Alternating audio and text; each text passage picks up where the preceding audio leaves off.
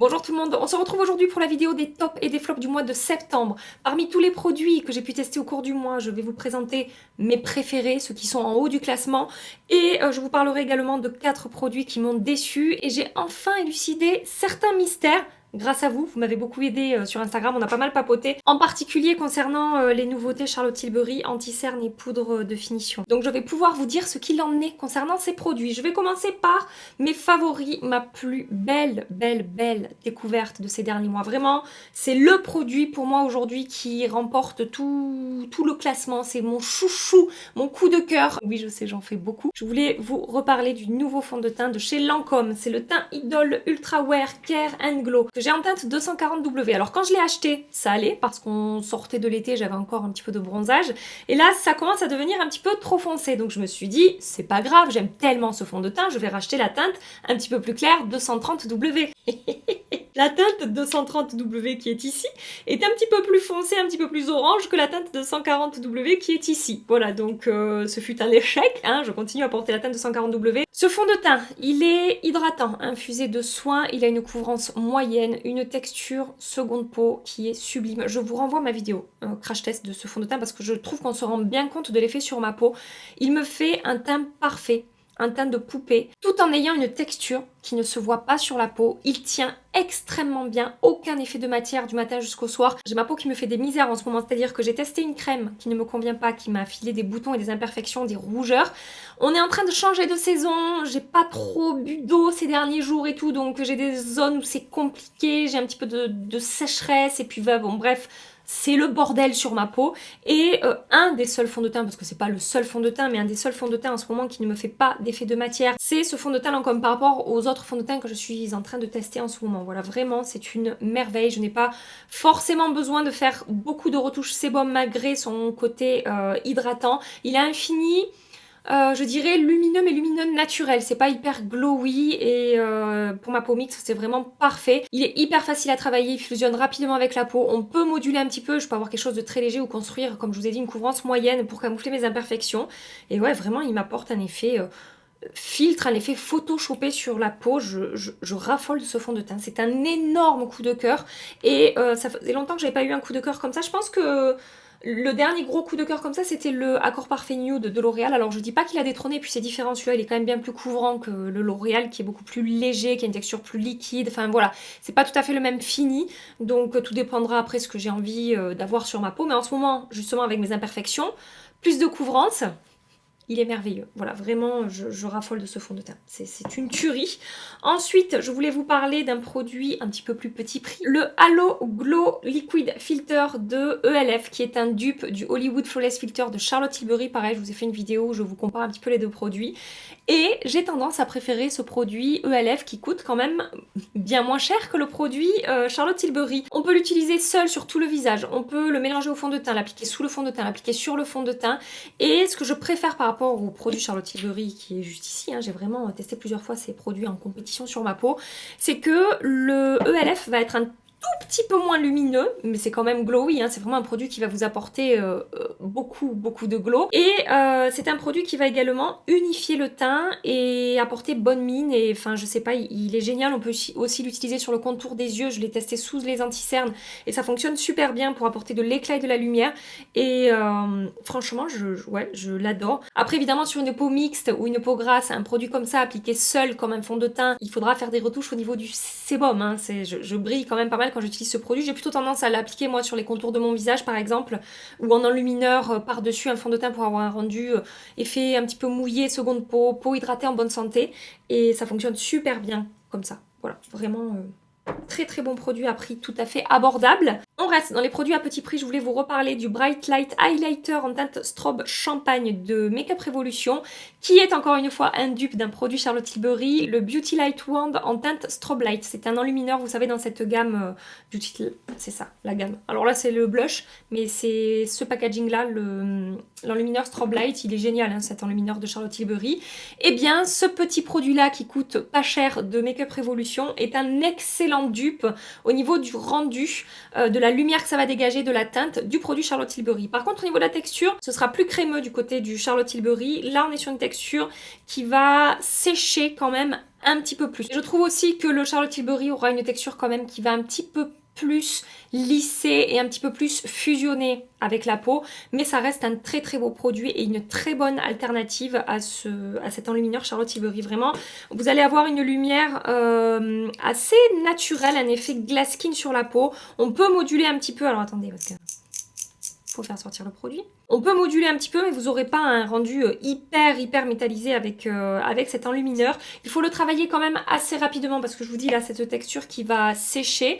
Mais après, franchement, c'est très joli sur la peau. Je l'ai mis ici, vous voyez, on a vraiment cet effet. Ben, c'est à la fois un effet enlumineur et on a quand même un petit effet glace skin peau mouillée. C'est un petit peu un mélange des deux et c'est super joli. On n'a pas besoin d'en appliquer beaucoup. La texture ne marque pas la peau. Il est génial et comme je vous ai dit, ça coûte une poignée d'euros. Donc excellent dupe là que j'ai trouvé. Je suis très contente. Ensuite, on va passer aux palettes pour les yeux. J'ai 3 palettes à vous présenter aujourd'hui. Je vais commencer par la Love Fest Obsession de Huda Beauty. Alors ça a été une belle surprise cette palette et finalement je rejoins les avis que j'avais vus sur YouTube où les personnes disaient que bon comme ça avait pas l'air très intéressant, c'était pas forcément hyper excitant comme palette et puis finalement une fois qu'on la teste, une fois qu'on l'utilise, une fois qu'on réalise des make-up avec, et ben on est très agréablement surpris et on kiffe les make-up et on s'éclate avec cette palette. Et ben c'est exactement ce qui m'est arrivé en utilisant cette palette. Bon, l'harmonie des teintes moi me plaît, hein. Je trouve que ça correspond très bien à la saison actuelle, c'est-à-dire l'automne. Et les lumineux, en fait on a 3 lumineux qui ont 3 finis différents et qui sont vraiment très beaux. 3 finis différents, plus ou moins lumineux, plus ou moins métallisés, scintillants et avec plus ou moins de paillettes à l'intérieur, de reflets. Pareil, j'ai fait une vidéo, je me demande... Oui, c'était la même vidéo, je vous l'accroche pas ici parce que c'était la même vidéo que le Lancôme. Donc vous pouvez aller voir et puis je crois que sur Instagram, en réel aussi, j'ai refait un autre make-up avec cette palette ou en story. Bref, sur Instagram. Très belle surprise. De toute façon, les lumineux Huda Beauty, c'est ce que je vous ai dit quand je vous ai partagé la dernière palette là qui va sortir, que je viens de recevoir d'ailleurs de Huda Beauty, il faut que je vous en parle. Enfin, je ne l'ai pas encore testé, hein, j'ai juste reçu. Les lumineux Huda Beauty, moi je trouve que c'est quand même quelque chose. Les mats sont très bien.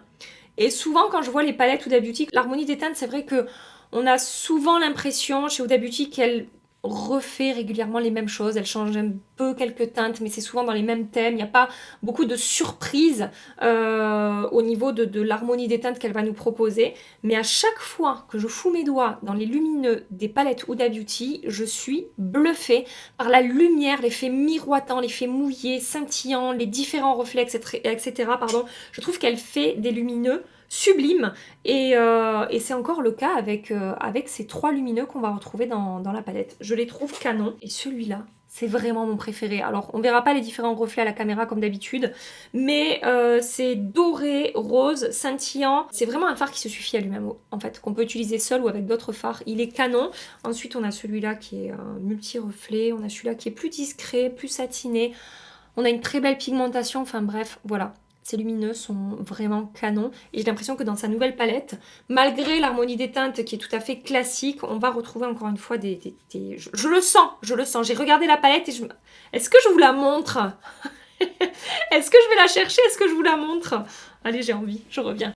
Je peux pas garder ça pour moi, regardez. Donc la dernière palette que je viens de recevoir de la part de Huda Beauty, c'est la palette, attention, je vais le dire avec un accent très français, la Empowered. Je vous montre.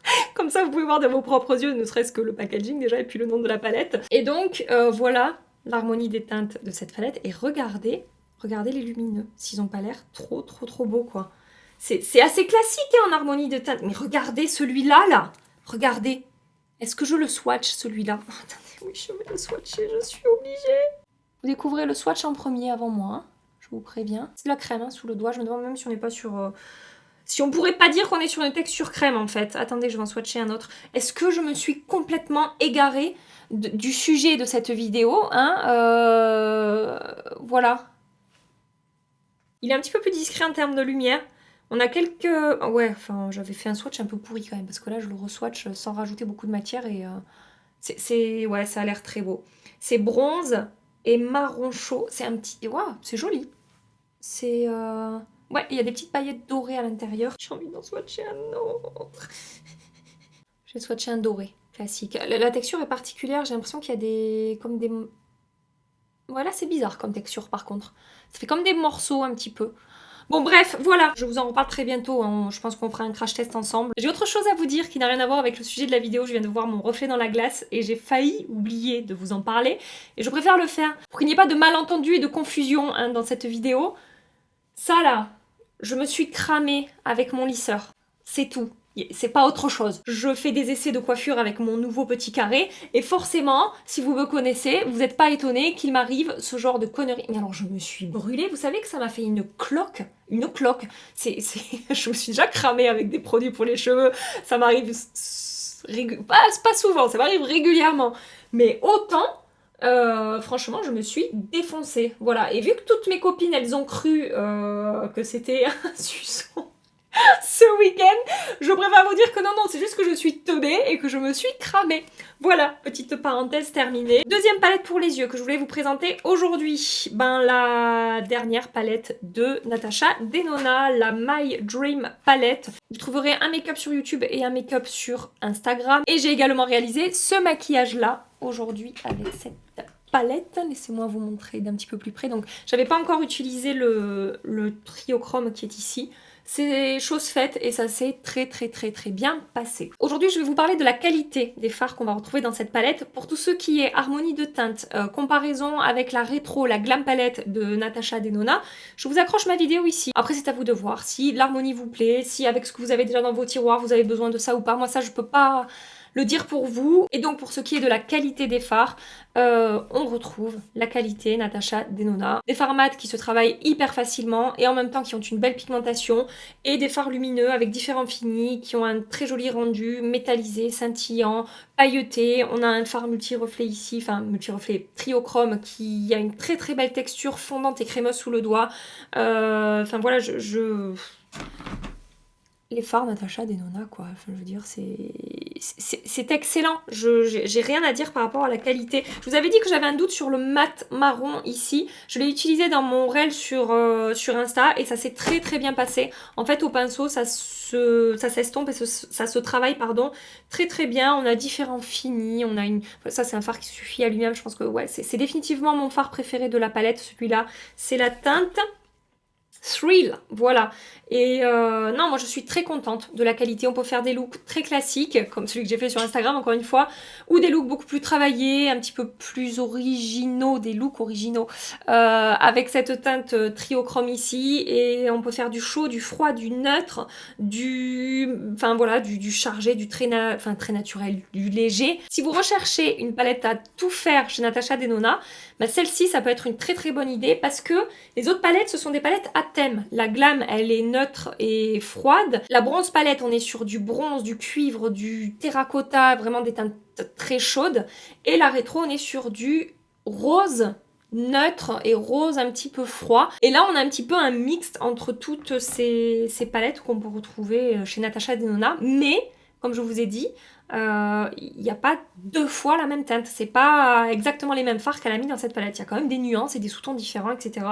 Donc voilà. À vous de voir ce que vous avez envie de faire avec cette palette, mais la qualité, perso, je valide à 100%. Troisième palette pour les yeux que je veux vous présenter aujourd'hui, qui fait partie de mes plus belles découvertes du moment, la palette Danessa Myrix Lightwork Volume 3. Alors clairement, cette palette plaira aux personnes qui aiment les fards à effet. Si vous aimez le neutre, le facile à porter au quotidien, le discret, voilà, surtout ne prenez pas cette palette.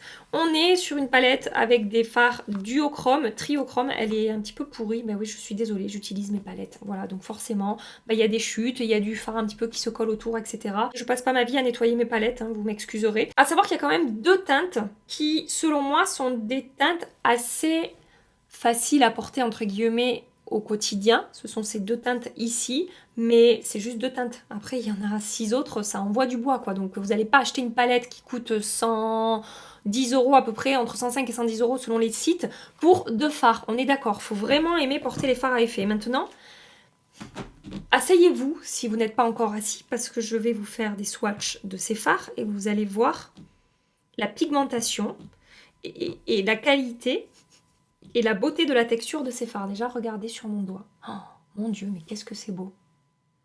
C'est hyper doux, hyper soyeux sous le doigt, la texture est ultra fine.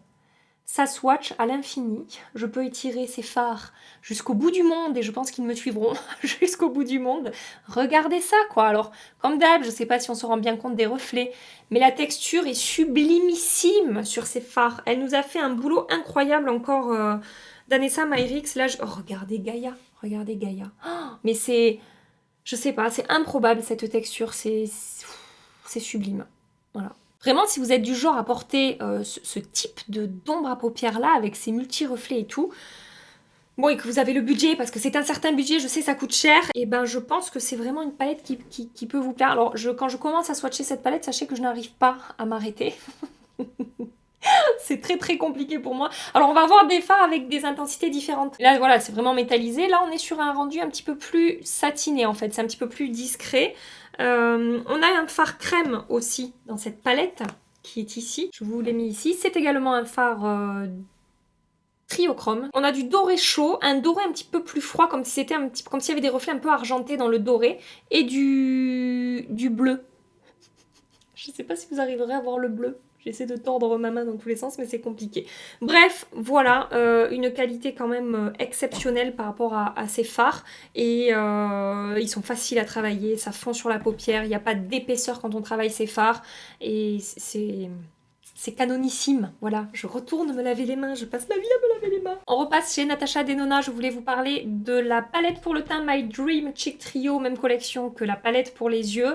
Et encore une fois, YouTube et Instagram pour les looks concernant cette palette. On a un blush, un enlumineur crème et un enlumineur poudre. Le blush est censé être un blush crème, mais moi je trouve qu'on est sur une texture poudre hein, sur ce blush. Alors c'est très fin, c'est soyeux sous le doigt, c'est absolument pas poudreux quand on trempe pardon, le pinceau dedans, mais au niveau de la texture sous le doigt, c'est plus vers la poudre que vers la crème en fait. Celui-là c'est vraiment un enlumineur crème et celui-là c'est vraiment un enlumineur poudre. Et ce que j'apprécie beaucoup avec cette palette, c'est qu'on n'a pas de paillettes dans les produits, puisque Natasha nous sort souvent des produits pailletés et je n'aime pas les paillettes sur le teint, donc j'étais très contente de trouver des produits sans paillettes. Et ce que j'adore aussi, c'est le fait qu'on puisse complètement varier les rendus avec cette palette. C'est-à-dire que avec cet enlumineur là, vous aurez un effet glass skin, peau mouillée, un effet peau hydratée et c'est super joli. Et avec cet enlumineur là, si vous le combinez avec l'enlumineur crème, vous aurez un effet métallisé sur la peau. Si vous l'appliquez tout seul, vous aurez quelque chose d'assez léger, naturel, plus naturel même en termes de lumière que ça dégage, pas forcément en termes de texture. En termes de texture, je préfère vraiment celui-là. Celui-là, ça reste joli, mais les enlumineurs crème, souvent, ça fond mieux sur la peau et ça a encore plus un effet seconde peau hydratée en bonne santé. Là, un petit peu moins, mais ça reste joli sur la peau. Et en fait, on peut complètement moduler l'intensité de la lumière qu'on veut en combinant ces produits ou pas. Et on peut aussi complètement moduler et changer le rendu qu'on va avoir avec cette palette. Le blush, lui, a un fini semi-mat, c'est un tout petit peu satiné, mais ça va pas vraiment dégager du glow ou de la lumière. Très jolie petite palette et je suis contente parce que j'avais peur d'être déçue. Et en fait, ça n'est absolument pas le cas. Dernier favori de ce mois, et c'est là que je vais avoir des explications à vous apporter par rapport à ma vidéo crash test que je vous accroche ici. La poudre Charlotte Tilbury Airbrush Brightening Flawless Finish, qui est une poudre de finition un tout petit peu lumineuse, satinée, qui va apporter de l'éclat tout en légèreté de manière naturelle sur la peau, qui va lisser et flouter la peau et qui va avoir un rendu sublime sur la peau. Et alors, j'ai eu beaucoup de doutes par rapport à cette palette. J'ai mis du temps à comprendre et c'est grâce à vous en particulier que j'ai compris plus vite en fait. Je pense que j'aurais fini par comprendre, mais vous avez accéléré le processus. J'ai cru, après ma vidéo crash test, qu'il y avait des paillettes dans cette poudre parce que à chaque fois que je l'ai testé la première fois, je l'ai testé avec l'anti-cerne Charlotte Tilbury et je me retrouvais avec des paillettes sur le visage, des paillettes sur les joues, des paillettes sur le contour de l'œil. J'ai même cru dans ma vidéo crash test que mes ombres à paupières avaient fait des chutes sur mon teint en fait parce qu'il y avait des petites particules, des petites paillettes dorées sur le haut de mes joues là, sur cette zone là. Et je me disais c'est super bizarre que cette poudre me mette des paillettes sur le visage parce que dans le boîtier il n'y a absolument pas de paillettes et au swatch, j'avais beau swatcher comme ça, regardez mon doigt et puis mettre sur ma main comme ça et regarder ma main de très près sous tous les angles possibles. Je ne voyais pas de paillettes et je me disais mais je sais pas, ça doit se révéler au pinceau, j'en sais rien. Bref, ça a été tout un mystère. Je n'arrivais pas à comprendre ce qui se passait avec cette poudre en fait. Ce qui se passait, c'est que c'est l'anti-cerne qui est pailleté, l'anti-cerne. Et en fait, j'ai eu énormément de mal à assimiler, à comprendre en fait, à trouver que c'était ça qui m'apportait des paillettes parce que, honnêtement, qui a déjà eu l'idée saugrenue de foutre des paillettes dans un anti-cerne? Je ne comprends pas. Alors bon, je sais qu'il y en a qui adorent cet anti-cerne, je ne me moque pas, je ne juge pas, etc. Mais vraiment, perso, je n'ai jamais vu un anti-cerne avec des paillettes. Et alors personnellement, ça ne me va pas. Donc bref, je vous en parlerai du coup dans la deuxième partie de cette vidéo de mes flops du mois, hein, et je vais continuer sur cette poudre. Donc j'ai enfin compris qu'il n'y avait pas de paillettes dans cette poudre et qu'elle était juste légèrement satinée, qu'elle allait apporter juste un petit peu de glow à la peau et qu'elle allait flouter et lisser ma peau. Et c'est une merveille sur la peau, vraiment. Alors, j'ai la peau mixte, si je l'applique sur tout mon visage sans une poudre matifiante en dessous, forcément, je vais quand même briller assez rapidement, en plus avec des fonds de teint en ce moment que j'utilise, lumineux, hydratants, etc. Soit je l'utilise sur les contours de mon visage, soit par-dessus une poudre matifiante même sur ma zone T pour apporter un petit peu de glow à ma peau, mais très légèrement, c'est vraiment un glow effet seconde peau. Enfin, c'est hyper naturel et ça va lisser et flouter ma peau. Elle est sublimissime, cette poudre. J'en suis super contente et je suis soulagée. Et parce qu'en fait, quand je l'ai testée la première fois avec vous, j'ai vraiment vu cet effet fou. Enfin, j'ai vraiment vu toutes ces qualités que je viens de vous énumérer là. Et quand je me suis dit, mais mince, s'il faut, elle a des paillettes à l'intérieur, j'étais déçue parce que je la trouvais tellement belle sur la peau. Et finalement, non, elle n'a pas de paillettes. Alors, je ne sais pas quand est-ce qu'elle arrivera sur Sephora. Elle n'y est toujours pas. Vous pouvez la trouver sur le site officiel Charlotte Tilbury. Ça, c'est pareil. Avec le fond de teint Lancôme, je pense que ça fait partie de mes plus belles découvertes du mois, clairement. Enfin, en haut, là, c'est déjà en haut du classement, les produits. Mais ces deux-là sont en haut du classement, du haut du classement. Voilà, vous avez compris. Et donc, j'en reviens à cet anti-cerne qui fait partie de mes déceptions du mois.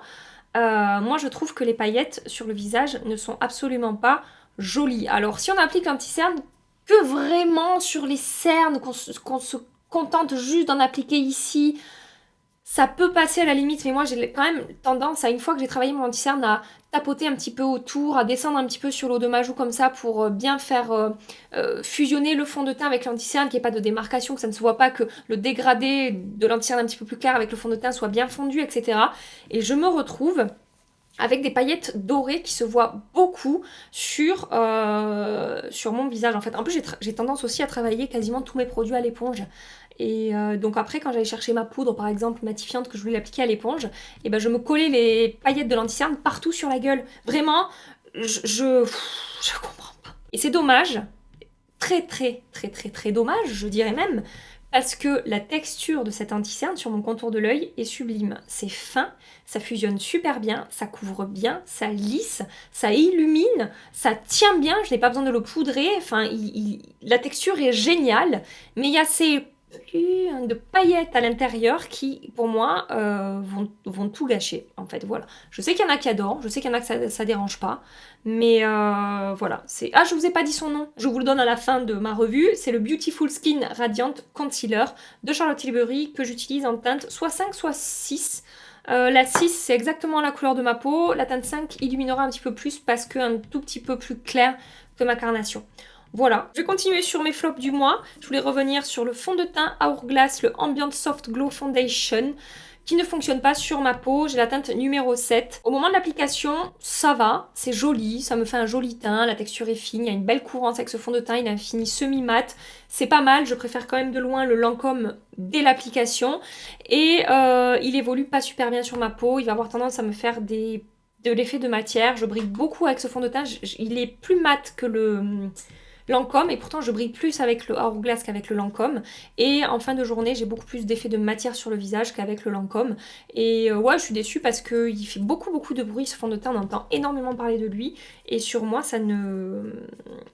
vraiment ça ne fonctionne pas. J'ai essayé avec plein de méthodes d'application différentes, sur des bases différentes, avec des poudres différentes. On m'a même conseillé de le tester sans base, mais alors ça a été une catastrophe sans base, ça s'était complètement décroché de ma peau, comme quoi les bases c'est quand même super efficace, hein. Et on m'a conseillé aussi d'en appliquer une toute petite quantité, ce que j'ai fait, ça c'était mieux, mais ça n'a pas changé grand chose. Franchement, j'avais quand même de l'effet de matière en fin de journée. Donc définitivement pas pour moi ce fond de teint. J'ai testé également ce mois-ci la base Glowish by Huda Beauty Blur Jam, qui est une base de teint lissante sans silicone. Si vous allez voir ma vidéo, vous verrez que le avant-après, il n'y en a pas en fait. Le avant est comme le après est comme le avant. Si je vous avais demandé de deviner où est-ce que j'ai appliqué la base, je pense que vous n'auriez pas trouvé quel côté. Ça ne fait absolument rien sur ma peau, ça ne lisse pas, ça ne matifie pas, ça ne contrôle pas mes brillances. Peut-être que ça fixe un peu le maquillage, mais non, clairement, j'ai pas compris. Enfin, j'ai pas compris. J'aime pas quand on dit ça. C'est pas parce que ça fonctionne pas pour moi que ça fonctionnera pas pour les autres. Ce que je veux dire par là, c'est que sur ma peau, vraiment, je me suis dit, qu'est-ce qui se passe? Pourquoi je ne vois absolument rien? Bah, je n'ai toujours pas la réponse, mais en tout cas, ça ne fait rien sur ma peau et je suis bien déçue. Je viens de me rendre compte que j'ai oublié de vous parler d'un de mes favoris, donc bah écoutez, ça attendra la fin des flops. Dernier flop, je voulais revenir sur les teintes que j'ai testé. Pour l'instant, je vais continuer les tests. Pour finir les flops, je voulais revenir un petit peu sur les ombres à paupières NYX. Je vais continuer les tests. Je suis pas encore au bout du bout de mes tests parce qu'en plus j'avais pas mal de teintes à tester, donc je n'ai pas encore eu le temps de tout tester. Mais par rapport à ce que j'ai testé, la seule qui a fonctionné vraiment, et encore à voir, faudrait que je reteste vraiment concernant la tenue. La seule qui a fonctionné, c'était la teinte Wow Cacao, que j'ai trouvé très jolie à l'application et tout, opaque, un beau côté scintillant et tout. Mais pour la teinte Plum Player, pour la teinte Grapefruit Glow, qui est très belle sur la paupière, mais qui ne tient pas très bien sur moi, et la teinte, c'était laquelle? C'était Golden Goji, que j'ai testé. J'ai du mal à les faire fonctionner. J'ai du mal à avoir un joli rendu sur... Enfin, en particulier pour ces deux-là. Celle-là, j'ai eu un rendu uniforme. À l'application, c'était vraiment très beau, mais ça n'a pas tenu. Avec ces deux-là, pas de rendu uniforme, pas facile à travailler, pas un rendu incroyable sur les yeux. Enfin, vraiment, j'ai eu du mal avec ces deux ombres à paupières là. Donc voilà, pour l'instant, je suis assez déçue parce que les retours sont quand même très positifs. Hein. Ça fait un petit peu le buzz sur les réseaux et tout. Les nouvelles ombres NYX sont merveilleuses et tout.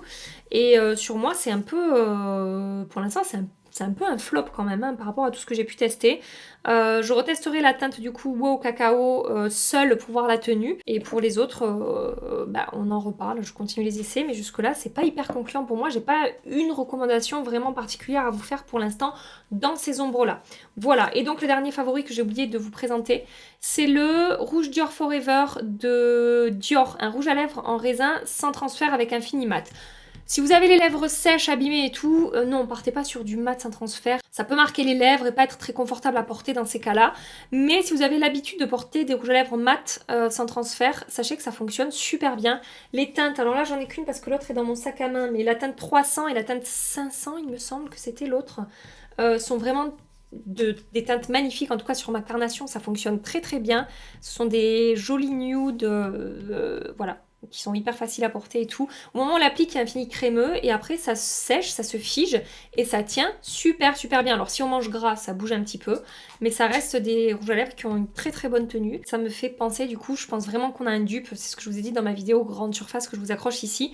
Les rouges à lèvres Super Stay Ink Crayon de Maybelline ont exactement le même, le même principe en fait, c'est-à-dire que ce sont des rouges à lèvres en crayon, crémeux quand on les applique, qui sèchent, mat et qui sont quasiment sans transfert, voire sans transfert. Sachez que chez Maybelline ça existe aussi et que ça coûte beaucoup moins cher que Dior. Voilà pour cette vidéo top et flop du mois de septembre. J'ai beaucoup papoté, j'avais plein de choses à vous dire. J'espère que ça vous aura plu, j'espère que ça vous aura aiguillé par rapport à ces produits. On se retrouve dans ma prochaine vidéo pour mes recommandations pour les prochaines journées gold. Alors j'ai très peu d'infos concernant les journées gold. Si vous en avez, je vous attends dans les commentaires.